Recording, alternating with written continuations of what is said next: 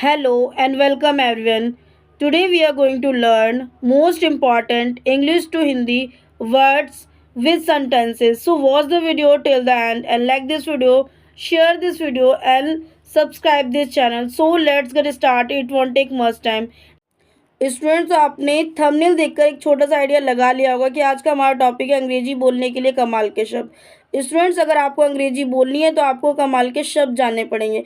अब आपको कमाल के शब्द कहाँ मिलेंगे? हाँ जी, हमारे वीडियो में मिलेंगे। जैसे कि आपको देखने को मिल रहा है वन ऑफ दैम, उन्हीं में से एक, ऑल ऑफ दैम, उन सभी को, नन ऑफ दैम, इनमें से कोई भी नहीं, बोथ ऑफ द, दोनों में से, नन ऑफ द, इनमें से कोई नहीं, बोथ ऑफ अस, हम दोनों साथ, बोथ ऑफ यू, आप दोनों, सम ऑफ द, कुछ के। तो ये आपके कमाल के शब्द। अगर आपको कमाल के शब्दों के साथ अगर आपको सेंटेंसेस जानने हैं और भी इस तरीके के कमाल के शब्दों को और आगे कंटिन्यू करना है तो हमारे साथ वीडियो में कंटिन्यू बने रहना।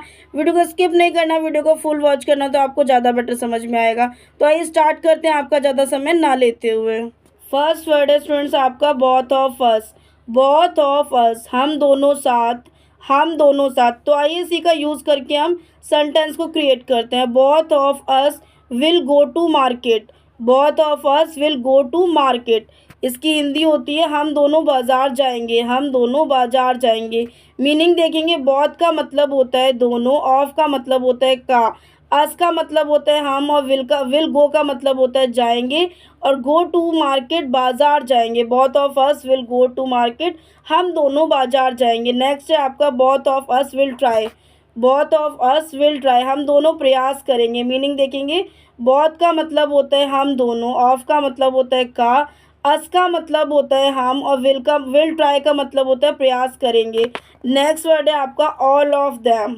ऑल ऑफ दैम, उन सभी को, उन सभी को। For example, all of them are going, all of them are going, वह सभी जा रहे हैं, वह सभी जा रहे हैं। मीनिंग देखेंगे, ऑल का मतलब होता है सब या सभी, ऑफ का मतलब होता है का, दैम का मतलब होता है उन, आर का मतलब होता है, गोइंग का मतलब होता है जाना या जा।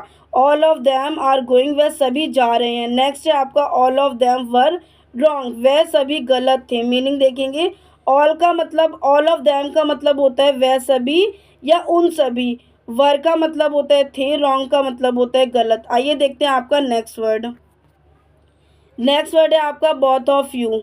बोथ ऑफ यू, आप दोनों, आप दोनों या आप दोनों में। तो इस तरीके से आपका ये वर्ड है। आइए इसी को यूज़ करके सेंटेंस देखते हैं। Both of you were not studying. Both of you were not studying, तुम दोनों पढ़ाई नहीं कर रहे थे, तुम दोनों पढ़ाई नहीं कर रहे थे। मीनिंग देखेंगे, बोथ ऑफ यू का मतलब होता है तुम दोनों, वर का मतलब होता है थे, नॉट का मतलब होता है नहीं, स्टडिंग का मतलब होता है पढ़ाई। नेक्स्ट सेंटेंस है आपका both of you can speak English.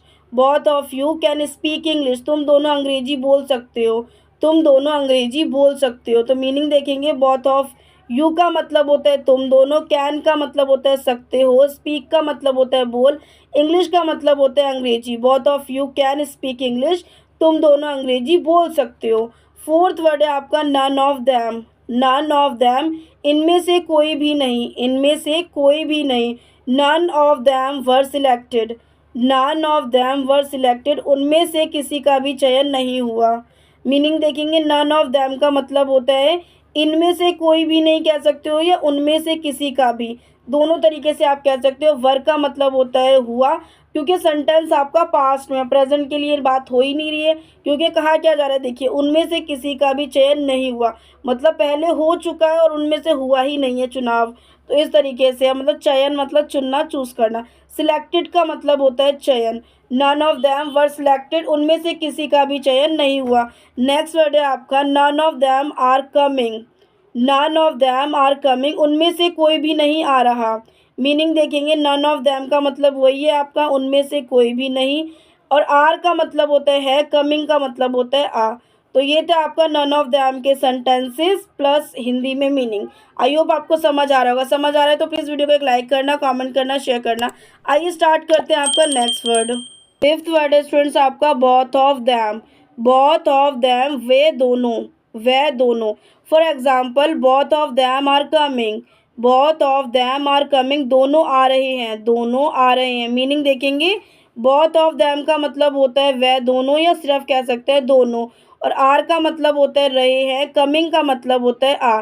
Next है आपका both of them are innocent. Both of them are innocent, दोनों ही निर्दोष है, दोनों ही निर्दोष है। मीनिंग देखेंगे यहाँ पे बोथ ऑफ देम का मतलब होता है दोनों ही, आर का मतलब होता है इनोसेंट का मतलब होता है निर्दोष।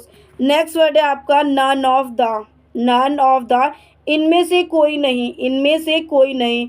None of the witnesses wants to testify। none of the witnesses wants to testify, कोई भी गवाह गवाही नहीं देना चाहता, कोई भी गवाह गवाही नहीं देना चाहता। तो मीनिंग देखेंगे यहाँ पे none of the का मतलब होता है कोई भी, witnesses का मतलब होता है गवाह, और want to testify का मतलब होता है गवाही नहीं देना चाहता। wants का मतलब होता है चाहता, testify का मतलब होता है गवाही देना। नेक्स्ट सेंटेंस है आपका none of the players will win।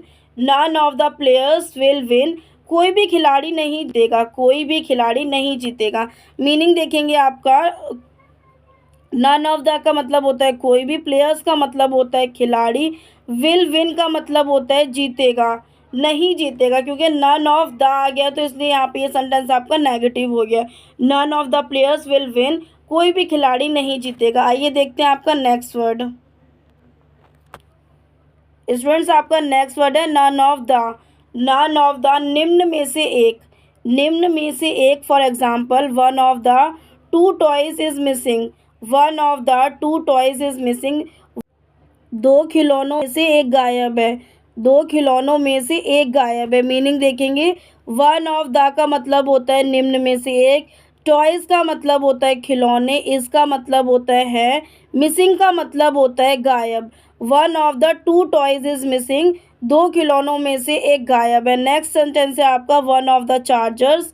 Chargers is not working. One of the chargers is not working, एक चार्जर काम नहीं कर रहा है, एक चार्जर काम नहीं कर रहा है। मीनिंग देखेंगे वन ऑफ द का मतलब होता है निम्न में से एक, चार्जर्स का मतलब होता है चार्जर, इसका मतलब होता है रहा है, नॉट का मतलब होता है नहीं, वर्किंग का मतलब होता है काम, एक चार्जर काम नहीं कर रहा है। नेक्स्ट वर्ड है आपका some of the. Some of the इसकी हिंदी होती है कुछ के, कुछ के। For example some of the pictures are good.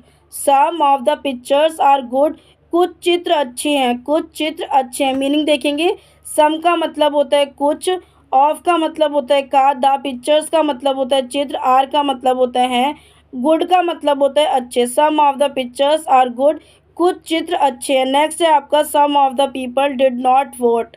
Some of the people did not vote, कुछ लोगों ने वोट नहीं दिया, कुछ लोगों ने वोट नहीं दिया। मीनिंग देखेंगे सम का मतलब होता है कुछ, और मतलब होता है का, पीपल का मतलब होता है लोग, डिड का मतलब होता है था, नॉट का मतलब होता है नहीं, वोट का मतलब होता है vote. Some of the people did not vote, कुछ लोगों ने वोट नहीं दिया। आइए देखते हैं आपका नेक्स्ट वर्ड। नेक्स्ट वर्ड है आपका most of the. Most of the इसकी हिंदी होती है के सबसे, के सबसे। For example most of the students are speaking English. अधिकांश छात्र अंग्रेज़ी बोल रहे हैं, अधिकांश छात्र अंग्रेज़ी बोल रहे हैं। तो यहाँ पे आपका मीनिंग देखेंगे मोस्ट ऑफ द स्टूडेंट्स का मतलब होता है अधिकांश छात्र, आर का मतलब होता है रहे हैं, स्पीकिंग का मतलब होता है बोल, इंग्लिश का मतलब होता है अंग्रेजी। Most of the students are speaking English, अधिकांश छात्र अंग्रेज़ी बोल रहे हैं। नेक्स्ट वर्ड है आपका most of the members are not talking. अधिकांश सदस्य बात नहीं कर रहे। मीनिंग देखेंगे मोस्ट ऑफ द मेंबर्स का मतलब होता है अधिकांश सदस्य, आर का मतलब होता है, नॉट का मतलब नहीं, टॉकिंग का मतलब होता है बात। Most of the members are not talking, अधिकांश सदस्य बात नहीं कर रहे हैं। नेक्स्ट स्टूडेंट्स, तो आपका 10th वर्ड है वन ऑफ दैम।